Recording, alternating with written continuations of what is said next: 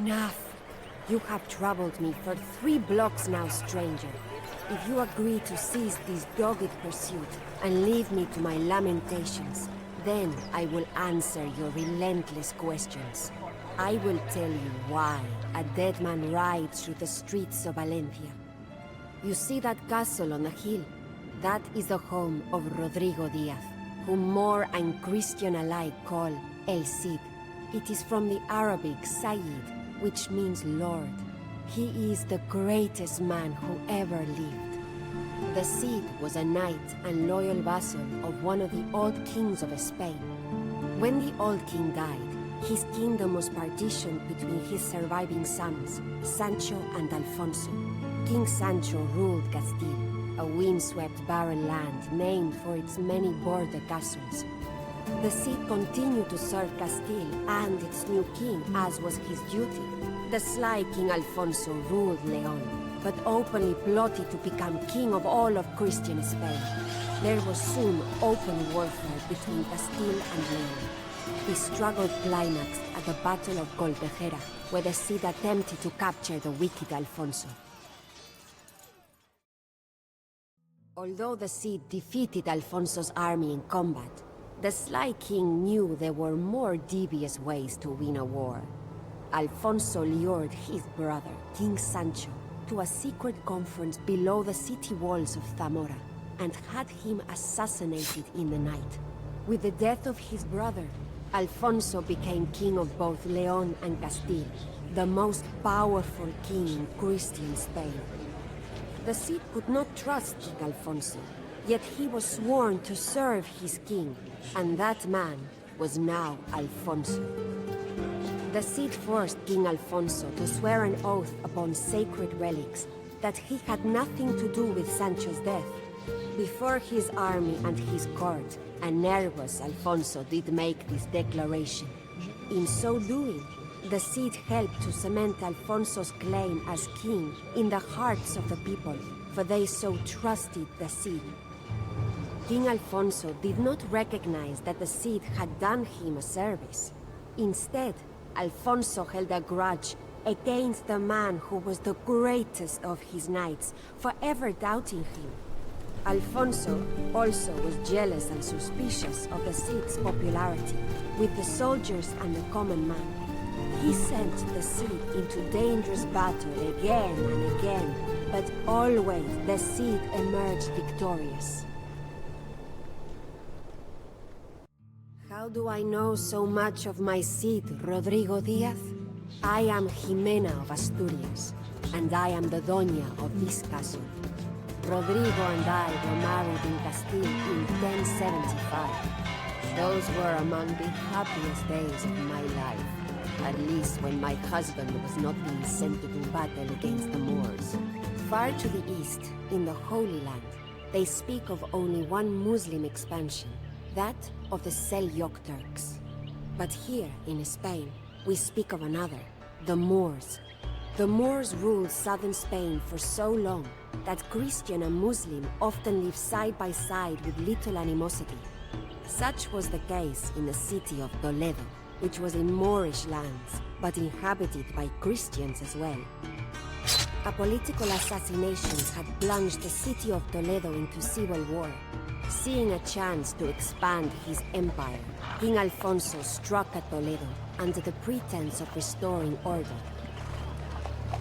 He ordered the Cid to command the army, though one must wonder if once again he was intentionally putting the Cid in harm's way.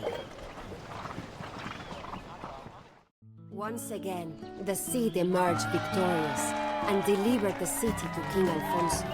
Moor and Christian alike shouted his name from the city walls and called him El Cid Campeador, my lord, the conqueror. After nearly 400 years of Moorish rule, the city of Toledo was ruled by a Christian king. But still Alfonso was not satisfied. He accused the Cid of seeking personal glory at the expense of the crown. When he heard the peasants shouting the name of the Cid instead of Alfonso's own name, he became even more angered. I knew then that our contented lives in Castile were about to end.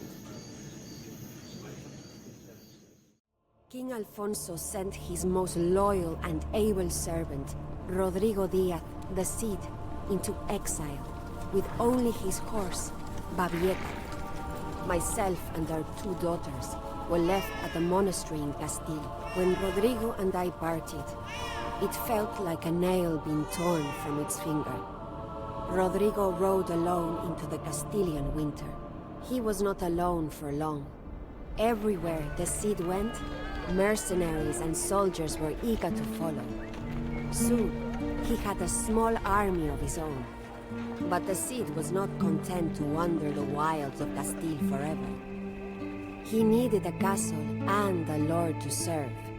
These two he found in the most unlikely of places. Motamed, Lord of Zaragoza, was a gifted leader of men, but like many of the Moors, he was also a poet and artist. The cultural achievements of the Moors made the rest of Europe seem barbaric in comparison. As the Cid parleyed with Lord Motamed in his sumptuous palace, he feasted on meals that came floating down an indoor stream. Motamed bestowed rich gifts on the Cid and made him a wealthy man.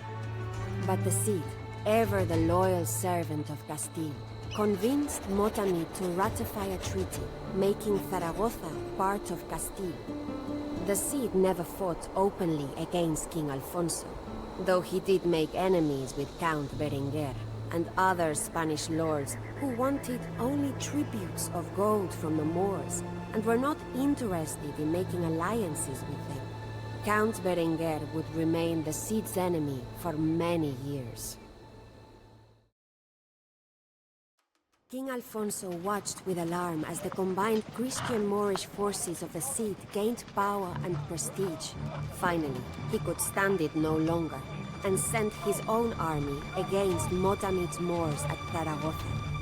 As much as he would have liked to come to the assistance of his friend Motamed, the Cid could not draw steel against King Alfonso, as he was still the Cid's rightful lord. Since the Cid could not assist him, Motamed was forced to seek help elsewhere. When he contacted the Almoravid Berbers who lived beyond the sea in Gibraltar, however, he received more than he bargained for. These veiled religious zealots waged a continuous jihad across the barren dunes of the Sahara. Their leader, the fanatical Yusuf, who never showed his face, immediately prepared to cross the ocean into Spain with thousands of men and camels. King Alfonso's army was certain to crumble beneath this new wave of invaders. Alfonso needed only have mentioned that Spain was in jeopardy, and the Cid would have come. And when the Cid did finally come to his king's aid, the Berbers were crushed, and their leader Yusuf was forced to flee back to Africa. The Cid bowed to Alfonso, ready to return to his rightful place as the king's champion. But King Alfonso was angered that the Cid had not arrived sooner and ordered him to return to his exile. This time, he seized the Cid's wife and children. Many long years did I rot in the dungeons of Castile. The Cid was in exile again, and this time there were no more Moors to welcome him in. He wandered the bleak rocks of Castile, and wondered if his tale was finally at an end. And yet, a remarkable thing happened. Many mercenaries and knights knew of the tales of the Cid, and were eager to follow him, even without the castle. As the Cid wandered further south, more men, Christian and Muslim, joined his army. Eventually, the Cid had a large enough force to carve out a fiefdom of his own. King Alfonso had set his sights on beautiful Valencia, the jewel of the Moorish coast, but the Cid was closer and could get there sooner. If he conquered Valencia, the Cid would have protection not only from the machinations of Alfonso, but also a bulwark against the inevitable second invasion of Yusuf and the Berbers. Events would have unfolded simply then, had not our old enemy, Count Berenguer of Barcelona, picked that moment to strike back at the Cid. How abundant the orange groves and olive trees seemed to the conquerors who had come from bleak Castille. Valencia was a tropical paradise, complete with palm trees, a silk market, and abundant fish and waterfowl. After the Cid had secured the castle and saw to the defenses of the city, he sent for me and the children. Our reunion took place on the highest tower of the castle, before a sea that consumed the entire horizon. We turned Valencia into our own kingdom, uniting 8,000 Christian and 20,000 Moorish soldiers. It was the greatest of the Cid's accomplishments to date. We were far away from the reach of King Alfonso, and Count Berenguer himself was safely locked in Valencia's dungeons. In time, he would be ransomed, and one of our daughters married to his nephew and heir, to ward against future conflicts. If only the tale of the Cid had ended there, beneath the Valencian sunsets, but it was not to be. Valencia lay right in the path of the advancing horde of the frenzied Yusuf and his Berber warriors. We were trapped and alone in our kingdom of Valencia. The Cid immediately sent out messages for potential allies, but there were few to be found. The Christian kingdom of Aragon was too far away, and King Alfonso of Castile seemed in no hurry to come to the Cid's defense. Even the Cid's old ally, Motamid the Moor, was of no avail. Yusuf had sent him into exile in the Sahara Desert, where he spent the rest of his sad days composing poetry. The Berbers rode around the city for 10 days and nights, shrieking and banging their weapons on shields made of hippopotamus hide. But the Cid comforted his troops, prayed, and planned a counterattack. And then the unthinkable happened. During a brilliant surprise attack to capture gold and horses from the Berbers, Rodrigo Diaz, my Cid, was shot by a stray arrow. The surprise attack became a rout, and the Cid's men barely made it back to the castle with his broken body. Rodrigo and I knew he would not last the night. But we also knew that without their Cid to lead them, the soldiers of Valencia would never have the strength to stand against the Berbers. So as he breathed his last breath, I strapped my husband onto his horse, Babieca, and placed his sword Tizon in his hand. Babieca stood out above the city of Valencia. My one hope was that the men would not realize the charade. Realize that their Cid was already dead. It was the twilight of Moorish Spain. The Berber army had been broken, and Valencia withstood the siege. King Alfonso would not allow us to bury the Cid until he could personally attend the funeral. When he arrived, he dispelled all thoughts of interring the Cid into the earth. Instead, the Cid's body was preserved and placed near the altar of the church, seated on an ivory stool that he had captured from the Moors, clothed in precious silk, and holding his sword, Tizon, in his left hand. And who was left to rule in Valencia? King Alfonso of Castile or Count Berenguer of Barcelona?